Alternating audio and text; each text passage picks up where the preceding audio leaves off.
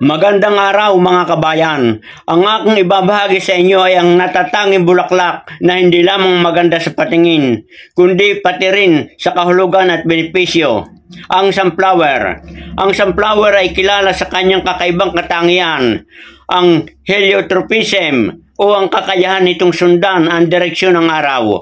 Mula sa pagsikat hanggang sa paglubog ng araw, ang batang sunflower ay umiikot upang sumipsip ng pinakamaraming liwanag. Kaya naman ito ay naging simbolo ng pag-asa, kasiyahan at katatagan sa buhay. Narito ang mga simbolismo ng sunflower.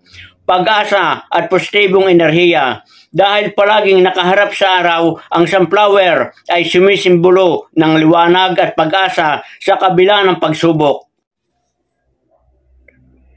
Katapatan at tunay na pagmamahal. Sa maraming kultura, ang sunflower ay sumasagisag sa katapatan dahil ito ay patuloy na sumusunod sa kanyang liwanag katulad ng tapat na pagmamahal, tagumpay at kasaganahan sa punsoy.